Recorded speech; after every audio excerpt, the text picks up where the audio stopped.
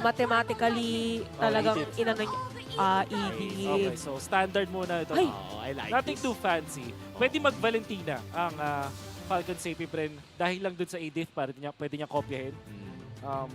Apart from that, naghahanap tayo ng burst muna dito mula sa Falcon Safety Bren. Kasi yung Claude sa dulo pa dadating. So, pag initiate ni Matilda Barats, kailangan may damage na kasabay. So, Kadita looks good. Siguro Valentina. Farsa na hindi masyado napipili ngayon, pero it's also a good hero na may reach na pwede pangsabay. Oo, tingnan natin. No? Pero mukhang Valentina ata ang magiging lock-in dito ng Falcon Safety Bren. And now, with everything locked in, sigurado naman na si Light ang hawak nitong Edith. Dahil nung napaisip ako ng mga possibilities, tumawa yung utak ko ng konti. Naisip ko, Okay. Pakito Rom, parang may mga taong may bad memories May dito bad eh. memories talaga yan. Oo. Traumatic experience yung mga ganun eh. Yung huling taong nagpakita Rome, after nung game, umuwi siya sa kanyang hometown. Oo. Yung Rumekta uwi Yung na. Rumekta Rumekta uwi. uwi. Ilang libong, ilang kilometro mula sa Manila ang kanyang dinayo. Shoutout sa'yo. Shoutout sa'yo, Batute. Kilalang kilala. And this is it, game number 2. Tumatawa man tayo dito, light man ang ating usapan.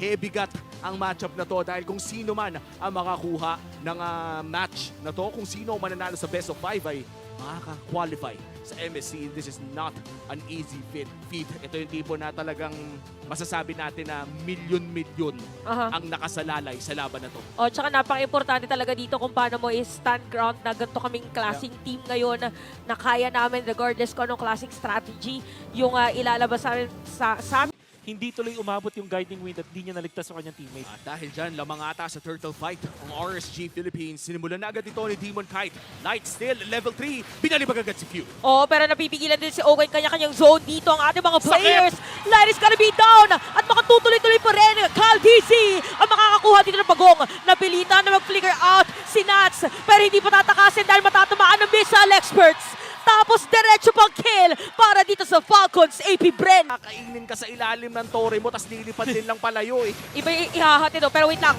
nakikita natin dito na ginamit na yung setup play para dito kay Light. Si Demon kahit na kanila matatarget doon. Meron pa sapat na damage dito. Wow! Falcons AP Bren. Pero mababaliktad. Suntok para sa suntok. Sabi ni Nats. At nabaliktad nga talaga. But still, Falcons AP Bren ang lamang dito sa gold. The killer instinct coming in from Nats Entertainment. Mukhang nabili ng RSG doon ang karapatang lumaban sa turtle na to. And to think na wala pang full item dun si Nats, parang ano pa lang yun. Fury Hammer pa lang yun, tsaka boots. Ganun yung, finally meron siya counter strike, so even more of a threat. The timing coming out from Nats was perfect. Siyempre, yung underrated doon yung damage din ng isang Novaria. Pag bumabad kasi, di ba, doon sa bilog, doon sa first kill.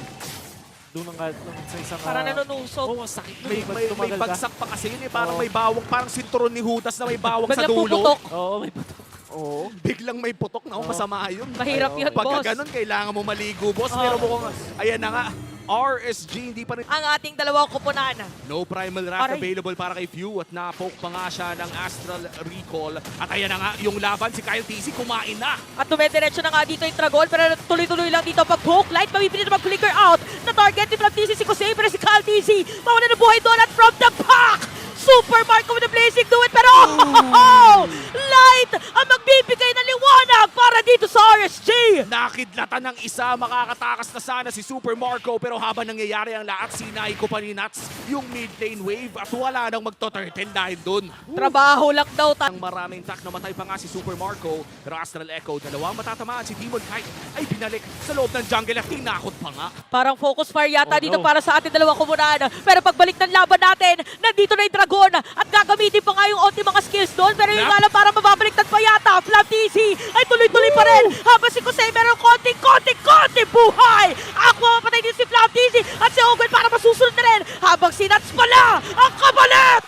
1-for-1 ang naging trade. Pero yung konting buhay ni Kusei ay nagbigay buhay sa Astral Recall plus the shatter ni Aqua. Kakaibang play, kakaibang RSG ang ating nakikita ngayon. Oh, nakita natin na understandable yung pag-go doon ni Flap TZ. Nakita niya na kasi si Kusei. At alam niya walang purify nung time na yon. In fact, tiniis ni Kusei yung talon doon ni Flap TZ. At ito na, kinamit na yung Blazing Duet para mababaliktad yata ng Falcons AP Bren. Nahanap ni Super Marco. Ako nga pala dito, yung marksman na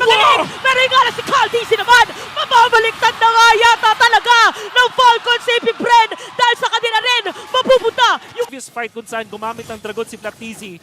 Wala siyang kasabay, kaya nakaligtas pa doon si Kusei. But in that particular scenario, na-isolate si Demon Kite, hindi niya matulungan yung kanyang tropa.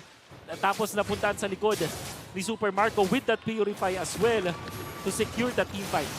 And just like that, F-Cap naman ngayon ang susugod. Matilda with a flight, pero mukhang lilipad din. Guiding wind pabalik sa kanyang kupunan.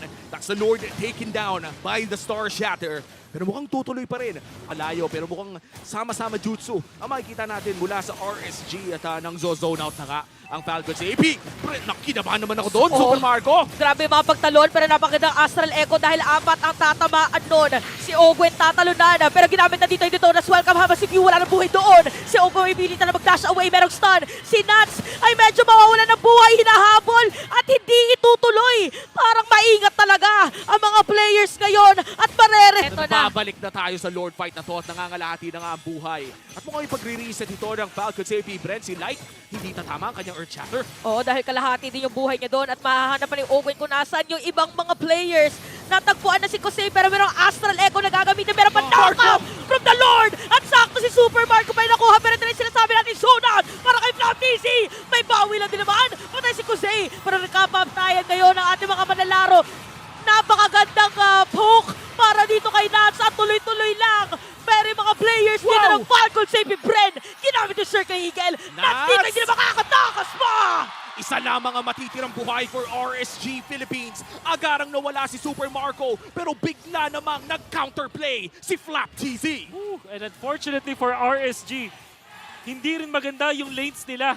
Makapal yung nasa top na slow push yung dalawang lanes, yung dalawang gilid na slow push siya ng Falcons AP Brent. So, wala pa yung Lord Minions, wala pa yung Big Minions, nakadalawang tore na sila. 5 segundo para kay Demon Kite, kay Nax naman ay 10.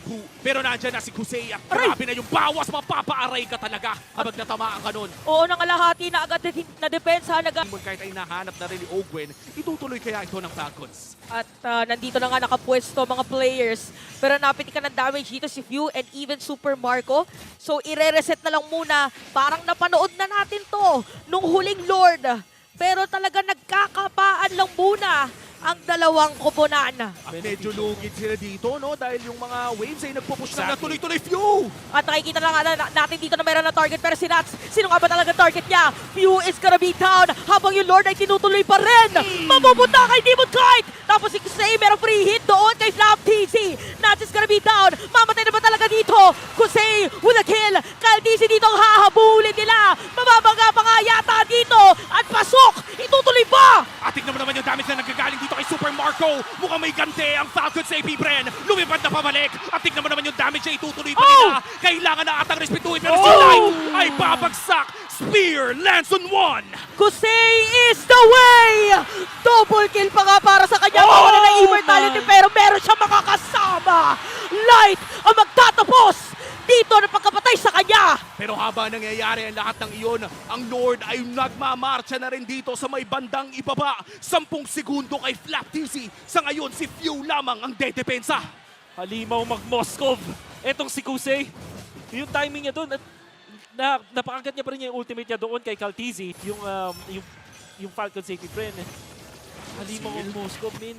Hindi gagamitin ng flicker. Aray. And so far, iniintay lamang ang cooldown. Grabe na ang sakit. At kinailangan na nga mag-dragon dito ni Flaptizi para mag-zone out ng RSG Philippines. And I think this is the best case scenario para sa Falcons AP Bren. Hindi sila nabasagan ng kahit isang inhibitor turret. Sobrang sakit dito nung bilog ni Aqua, no? Oo. Sa kanya yung pumuputok, tama ba? Exactly. Na parang bigla nawala yung buhay ng mga players Oo, ng yung- Falcon Safety Brand. Exactly. Super Marco na doon sa gitna nung circle, nung bubble, or nung box ng Falcon Astral Safety Mixer, Bren.